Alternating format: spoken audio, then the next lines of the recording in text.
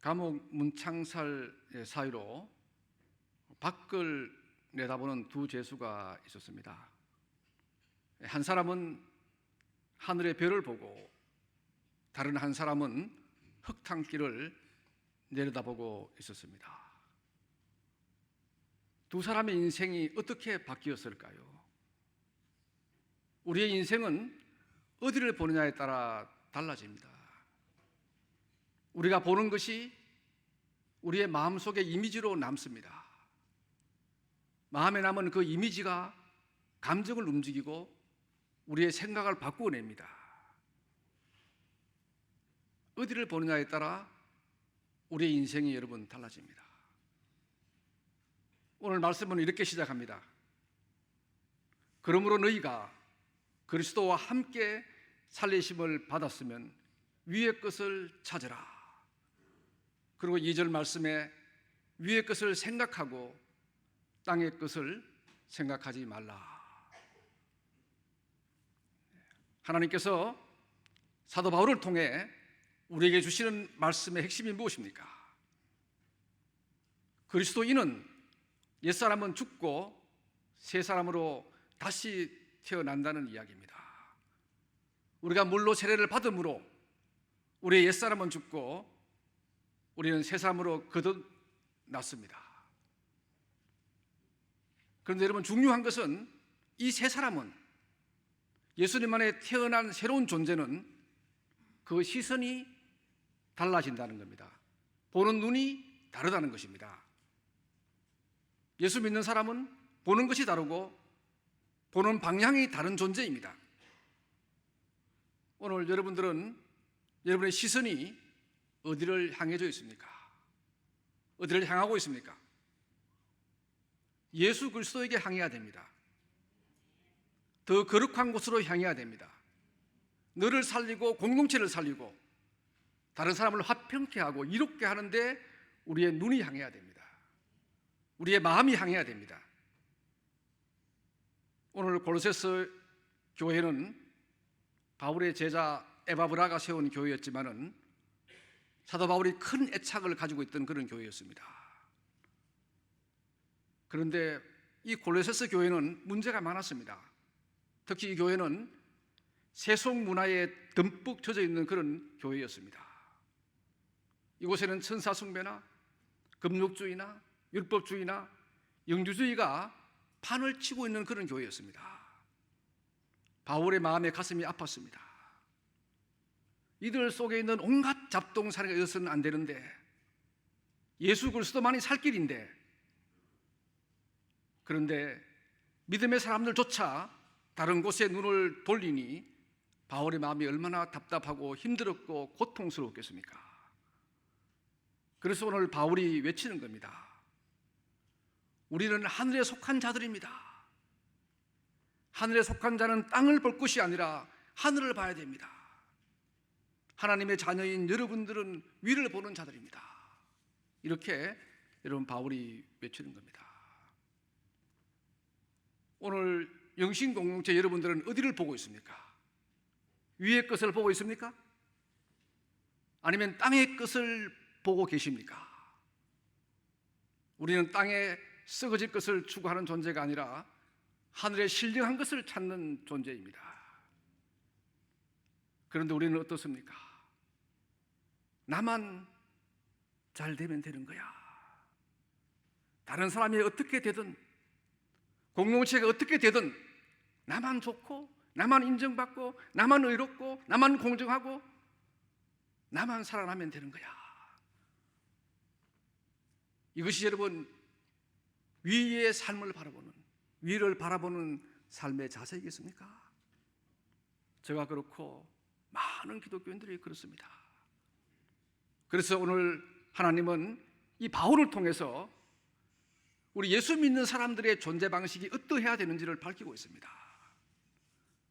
이것은 여러분 바울 쓰신 곳곳에서 바울은 강조하고 있습니다. 빌립보서 1장 21절에 이는 내가 사는 것이 그리스도니 죽는 것도 유익함이라. 내 안에 그리스도가 살아야 되는데 내 자아만 삽니다. 내 욕심만 삽니다. 내 욕망만 살아 움직입니다. 갈라디아 2장 20절에 내가 그리스도와 함께 십자가에 못 박혔나니 그런즉 이제는 내가 사는 것이 아니요 오직 내 안에 그리스도께서 사시는 것이라. 여러분 속에 여러분이 사십니까? 그리스도가 사십니까?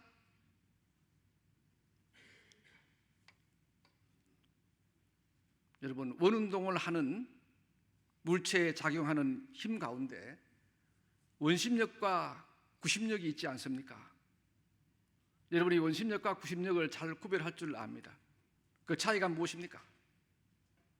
이 원심력이라는 것은 원운동의 중심에서 원의 바깥쪽으로 박차고 나가려는 그런 힘을 말합니다. 구심력은 원의 중심으로 향하고자 하는, 자기 내면으로 향하고자 하는, 변하기를 싫어하는 그런 힘을 말합니다. 쉽게 말해서 여러분, 원심력은 밖으로 뛰쳐나가려는 힘이고 구심력은 자기 쪽으로 향하고자 하는 그런 당기는 힘입니다. 경상남도 함안 출신의 이달균 시인이라는 분이 있습니다. 이분은 자기의 시조 원심력과 구심력의 경계라는 그런 평론집을 통해서 시와 우리 인생이 원심력과 구심력에 조화했다, 뭐 그런 표현을 쓴 적이 있는 걸 제가 읽어봤어요. 그건 이렇게 표현합니다. 잠시 들어볼까요? 우리는 원심력과 구심력의 경계 위에서 꿈틀대고 살고 있다. 끝없이 벗어나려는 자유의지가 원심력이라면 반드시 지켜야 할 정형이 구심력이다. 모든 인생은 원심력과 구심력의 조화에 있다, 이렇게 이분이 말하고 있는 것 같아요. 그러나 우리 신앙의 길은 저는 다르다고 생각합니다. 성경은 끊임없이 너의 자리를 털고 일어나라고 합니다. 너의 원의 중심에서, 너의 이기심에서, 너 자신을 향하던 그 마음에서 세상을 향하던 그 중심을 박차고 일어나라, 이렇게 말합니다. 여러분, 그래서 하나님은 아브라함에게 말씀하지 않습니까? 창세기 12장 1절에 너는 너의 고향 친척 아비 집을 떠나 내가 너에게 보여줄 땅으로 가라. 떠나라는 겁니다. 성경은 줄기차게 지금 자리를 박차고 나아가라고 합니다. 지금 자리에서 나오라고 합니다. 지금 그 꽈리 틀고 있던 자신의 마음속에서 일어나라는 겁니다. 제가 젊었을 때 사랑했던 독일의 소설가 헤르만 헤세라는 분이 있습니다. 그분의 아버지는 선교사였습니다. 그도 신학자가 되기 위해서 신학교에 다닌 그런 사람이었습니다. 노벨 문학상까지 받았죠. 이 헤르만 헤세가 데미안이라는 책에서 이렇게 말하지 않습니까? 새는 알에서 나오려고 투쟁한다. 알은 세계이다. 태어나려고 하는 자는 하나의 세계를 파괴해야 한다. 여러분이 태어나기 위해서는, 여러분이 새로운 존재가 되기 위해서는 여러분은 벗어나야 됩니다. 여러분, 이 구절이 단순한 하나의 문학의 언어를 넘어서 우리의 영적 각성을 말하고 끊임없이 자기를 벗어나는 것, 즉 자기를 초월해서 자기의 가지고 있는 한계의 영역을 파괴해서 그걸 넘어서는, 그것이 바로 인생의 본질이다 하는 것을 우리에게 이야기하고 있습니다. 그런데 우리는 어떻습니까? 우리는 그런 쪽으로 편안하게 살고 싶습니다. 안주하고 싶습니다. 지금 하고 있는 그대로 살고 싶습니다. 자기의 습관이나 삶의 모습이나 삶의 방향이나 하던 대로 그냥 주저앉고 싶고 그대로 즐기고 싶고 그대로 누리고 싶고 그 편안함에 젖어 살고 싶은 것이 우리 인생입니다. 그런데 여러분, 지금 우리가 바뀌지 않으면 우리는 이 땅에서도 살아남지 못합니다. 영적으로도 성공하지 못합니다.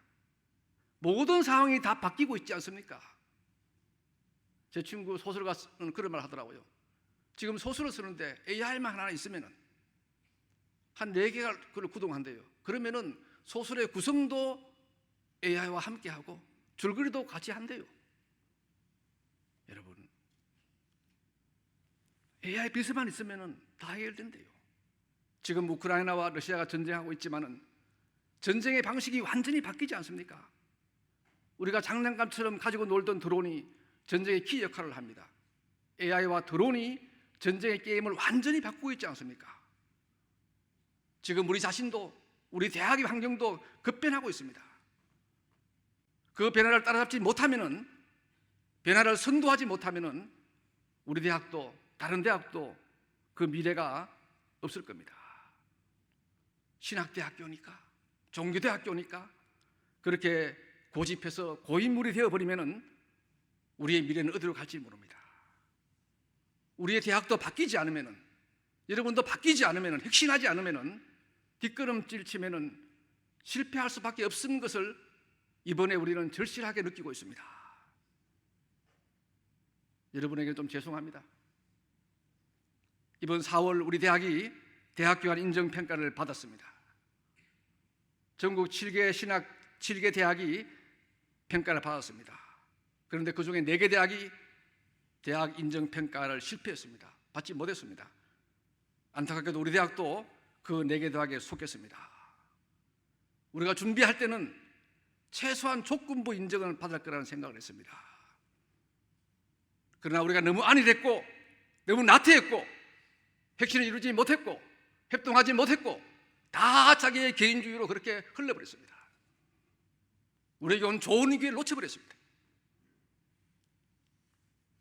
물론 지금 재학생들에게는 아무런 피해가 없습니다.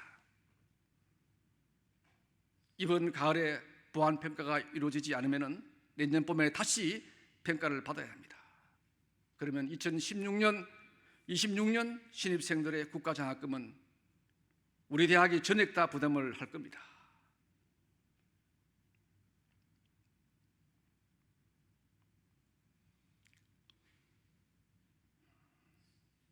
저는 나름대로 학교를 살리려고 동분서주에 왔습니다. 제 나름대로는 제 마음속에는 영심밖에 없습니다. 그러나 이 일을 바라보면서 총장이 정말 부족한 사람이구나, 총장이 정말 능력이 부족하구나 하는 생각이 밀려왔습니다. 모든 학우들의 기대가 있고 교직원의 기도가 있고 동문의 기도가 있고 저를 바라보고 수백만 원, 수천만 원, 수십억을 주는 분도 있는데 그분들에게 어떻게 내가 고개를 들 수 있을까? 다시 내가 가서 어떻게 그분들에게 후원해 주십시오. 신학교 살아납니다. 우리 영신이 한국에서 가장 좋은 신학교 만들겠습니다. 이들을 키워서 지역교회 생태계를 무너뜨린 생태계를 살리겠습니다. 그렇게 어떻게 할 수 있겠습니까?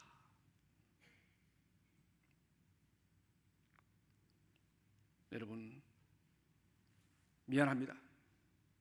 제가 부족했습니다. 그러나 저는 영신을 사랑하는 하나님을 믿습니다. 영신과 함께하는 하나님을 믿습니다. 감당하지 못할 시련은 없습니다. 어려움이 있으나 하나님께서 그 어려움을 통해서 우리에게 세기를 주실 것을 저는 믿습니다. 여러분, 우리 영신이 더 강해져야 됩니다. 더 나아져야 됩니다.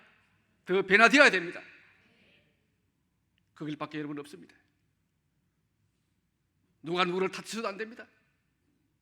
한 마음과 한 뜻으로 나아가야 하는 자가 이 자리입니다. 그러나 우리에게는 뼈를 깎는 노력이 있어야만 합니다. 여러분은 갈수록 대학 인정 평가 기준이 까다롭습니다. 1주기 다르고 2주기 다르고 3주기 다릅니다. 훨씬 강도가 높습니다. 우리 대학의 가장 어려운 문제가 재학생 충원율입니다. 우리 학우들이 한 번 입학하면은 쭉 계시면 좋은데 중간에 그만두고 졸업하는 학생 수가 줄어요. 그 우리의 잘못이죠. 우리가 좋은 시설을 갖추고 우리가 강의를 잘해서 학생들이 만족도가 높아지고 우리 학교를 졸업하면 취업도 잘 되고 좋은 목회자가 되고 큰 교회도 가고 작은 교회도 생길 때 인칭을 받고 이렇게 하는 미래가 있는 대학이 되었다면 누가 우리 영신대를 졸업하고 싶지 않겠습니까? 누가 여기에 머물지 않겠습니까? 여러분, 총장이 부족하고 우리 교직원들이 더 노력해서 우리가 그런 학교를 만들어야 됩니다. 학생들이 오고 싶어하고 이 학교를 졸업하면은 긍지를 가지고 나갈 수 있는 그런 학교가 되어야지만 되지 않겠습니까?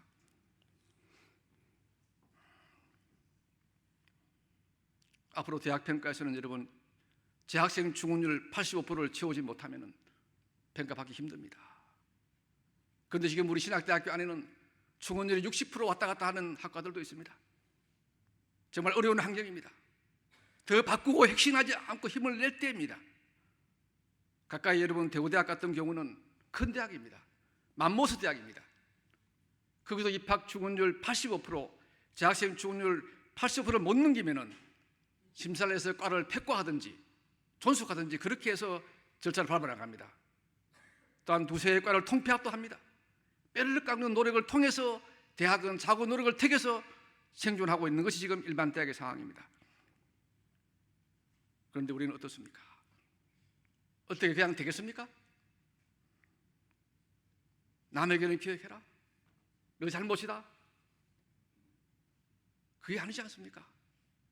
내가 계획하고 내가 양보하고 내 걸 내려놓고 이제 정말 나아가야 할 그 대학의 방향에서 대학 평가 기준에서 맞추어서 모든 것을 다 바꿔내야 됩니다.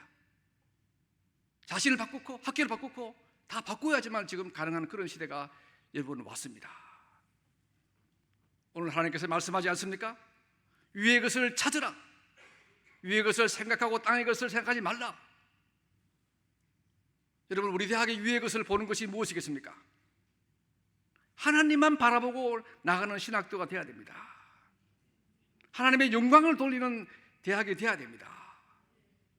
그런 대학은 여러분 세상 대학이 평가하는 기준보다 더 높은 기준, 하나님이 보시기 더 좋으시고 더 정직하고 세상이 흠모할 만한 그런 신학대학교가 대학이 되어야 됩니다. 교육부 기준이 아니라 그것을 넘어서야 됩니다. 이것이 바로 하나님이 바라는 신학교 아니겠습니까? 신학교니까 대충 하자.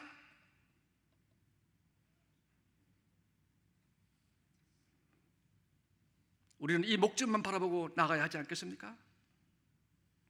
이제 하나님이 기뻐하시는 학교가 되는 것 외에는 우리의 모든 것을 헌시작처럼 버려야 하지 않겠습니까? 하나님이 보시기에 좋았더라 하는 학교가 되는 것 외에 우리의 모든 이기심과 안일함을 다 배설물처럼 여겨야 하지 않겠습니까? 이 일에 우리 저와 교수님들과 직원들과 우리 학우들이 하나 되어 나가야 되지 않겠습니까? 여러분 기도해 주시겠습니까? 도와주시겠습니까? 함께 나가겠습니까? 힘을 보태겠습니까? 이 핵심을 기도해 주시겠습니까? 하나님의 역사하는 대학이 되어야 됩니다. 하나님이 기뻐하는 대학이 되어야 됩니다. 이것이 우리 대학의 살 길입니다.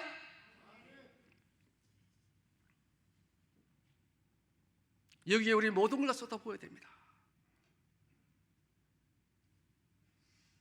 여러분 레오나르도 다빈치가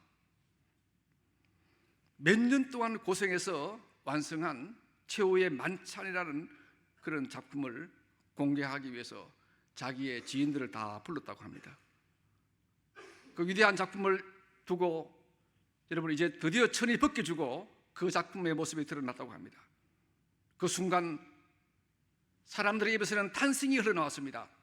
한 친구가 아주 상기된 표정으로 말했습니다. 정말 대단한 작품이군. 정말 탁월하네. 예수님의 손에 들린 저 광채나는 유리잔을 보세요. 대단하지 않습니까? 이렇게 그 친구가 말을 했다고 합니다. 그때 이 레오나르도 다빈치가 붓을 들고는 그 유리잔 부분을 뭉개버렸다고 합니다. 깜짝 놀란 지인이 레오나르도 다빈치를 향해서 말했습니다. 이때 레오나르도 다빈치가 말을 합니다. 이 작품은 실패한 작품입니다. 나는 여러분의 시선이 예수님의 얼굴에 집중되기를 원했습니다. 그런데 유리잔의 시선이 모아졌다면 그것은 바로 제 의도를 벗어난 것입니다. 결국 그는 다시 그림을 그렸습니다. 완성된 그의 그림에는 유리잔이 예수님의 표정을 가리지 않았습니다. 예수님께서 쓰셨던 옷이 제 아무리 아름답고 귀중할지라도 그것에 사람의 시선이 끌리게 해서는 안 되는 겁니다. 여러분 자신이 우리 신학교가 어디에 집중해야 되겠습니까? 하나님의 영광을 위해서 그분의 선하심을 쫓아서 거기에 우리의 모든 걸 집중해야 됩니다. 그것 외에 우리에게 다른 길이 여러분 없습니다.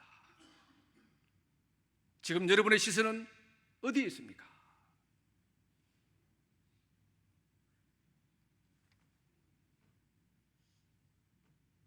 기도하겠습니다. 하나님 아버지 감사합니다. 71년의 역사를 지켜주셨습니다. 121년의 역사를 만들어 오셨습니다. 그러나 갈수록 하나님 아버지 대학 환경은 어렵습니다. 우리 신학교도 학생 수가 줄어들고 있고 여러 가지 봉착해 있습니다. 하나님, 이럴 때일수록 우리가 초심으로 돌아가게 하여 주시옵소서. 하나님을 향하게 하여 주시옵소서. 하나님만 바라보게 하시옵소서. 위의 것을 바라보고 걸어가게 하시옵소서. 위의 것을 생각하고 위의 것을 바라보며 걸어가는 저희들의 주님 다 되게 인도하여 주시옵소서. 모든 말씀 예수님의 이름으로 기도드리옵나이다.